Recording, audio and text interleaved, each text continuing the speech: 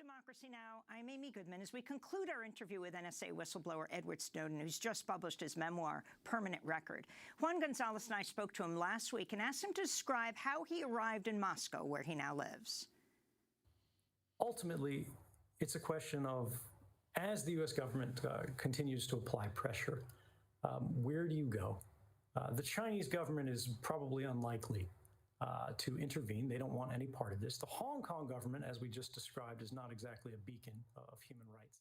Edward Snowden, born on June 21, 1983, is a former intelligence contractor and whistleblower known for leaking classified information from the National Security Agency, NSA, in 2013.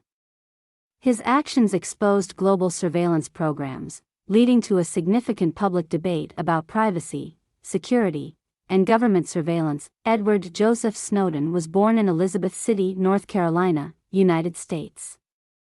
His parents, Lonnie and Elizabeth Snowden, worked for the federal government. His father served in the Coast Guard, and his mother worked for various federal agencies. Snowden's interest in technology and computers developed at a young age. In his teenage years, he moved with his family to the Fort Meade area in Maryland, where he later found employment as a security guard at the NSA.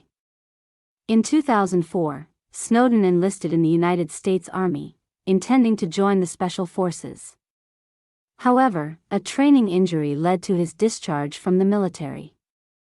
He then shifted his focus to cybersecurity and began working for various government contractors, including Dell and the CIA. In 2013, while working as a contractor for the NSA, Snowden copied and leaked classified documents to journalists from The Guardian and The Washington Post.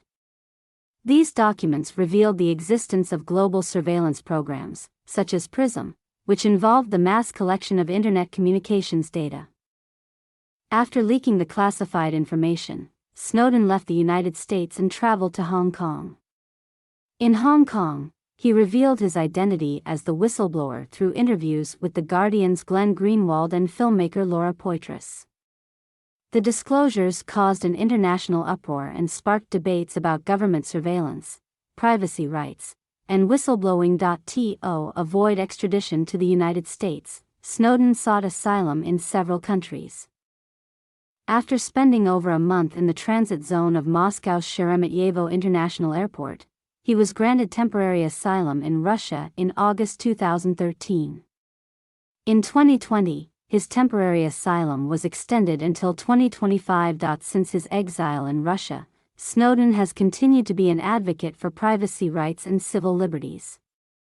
He has participated in public speeches, interviews, and discussions about government surveillance, digital privacy, and the impact of technology on society. Edward Snowden's actions have generated both praise and criticism. Supporters see him as a heroic whistleblower who exposed government overreach and infringements on civil liberties. Critics, on the other hand, argue that his leaks compromised national security and endangered lives.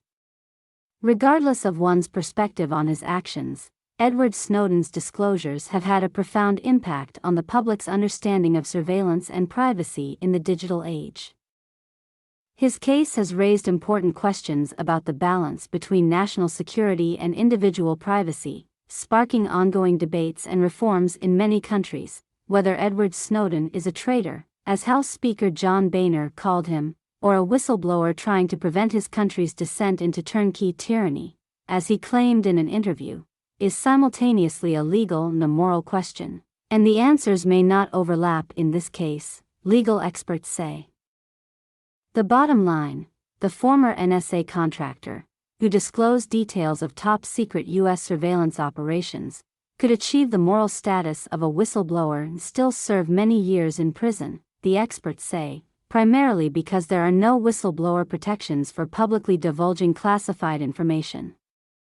Over the years, federal employees turned whistleblowers have at times won recognition and even a financial bonus for revealing misdeeds ranging from defense cost overruns, questionable drug approvals, and nuclear plant problems to illegal contracts and corrupt regulators, yet they emerge into a mixed message and often hostile legal environment.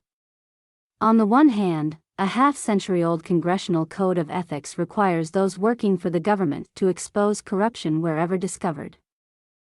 Over the years, federal employees turned whistleblowers have at times won recognition and even a financial bonus for revealing misdeeds ranging from defense cost overruns, questionable drug approvals, and nuclear plant problems to illegal contracts and corrupt regulators, yet they emerge into a mixed message and often hostile legal environment. On the one hand, a half-century-old congressional code of ethics requires those working for the government to expose corruption wherever discovered. On the other, doing so can result in being demoted, fired, or harassed. Federal whistleblower protection statutes offer few solid protections and quite often lead to the loss of a cherished career and huge legal costs. Studies show at the end of a torturous pathway, vindication may follow. Or not. Set against this backdrop, Mr. Snowden's self-stated motives might seem to place him among the angels, whistleblower advocates say. He has come out publicly rather than merely leak documents anonymously. He has claimed in a video interview no venal motives either to harm U.S. security or enrich himself by selling documents to America's enemies. Instead, he says, he seeks to help the public by exposing U.S. surveillance programs that, in his and some others' views, may vastly overreach the laws that set them in motion. I'm just another guy who sits there day to day in the office, watches what's happening and goes, this is something that's not our place to decide. The public needs to decide whether these programs and policies are right or wrong, he told a reporter for the Guardian newspaper of London. And I'm willing to go on the record to defend the authenticity of top-secret surveillance program documents, and say, I didn't change these, I didn't modify the story. This is the truth, this is what's happening. You should decide whether we need to be doing this. But even if Snowden, and perhaps thousands who have petitioned the White House on his behalf, consider him a whistleblower and hero, his release of top-secret documents obtained while he was a contractor for the National Security Agency could still lead to many years in federal prison, experts say.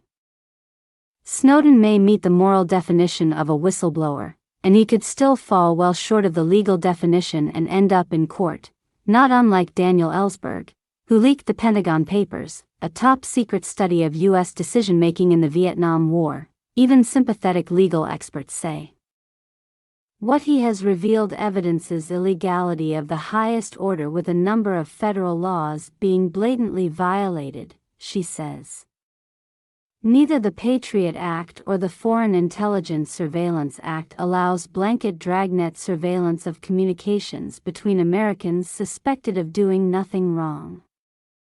But while most federal workers fall under the Whistleblower Protection Act of 1989, WPA, Ms. Radak and others agree his status as a national security employee actually shifts him to the Intelligence Community Whistleblower Protection Act, ICWPA, a law with far fewer protections.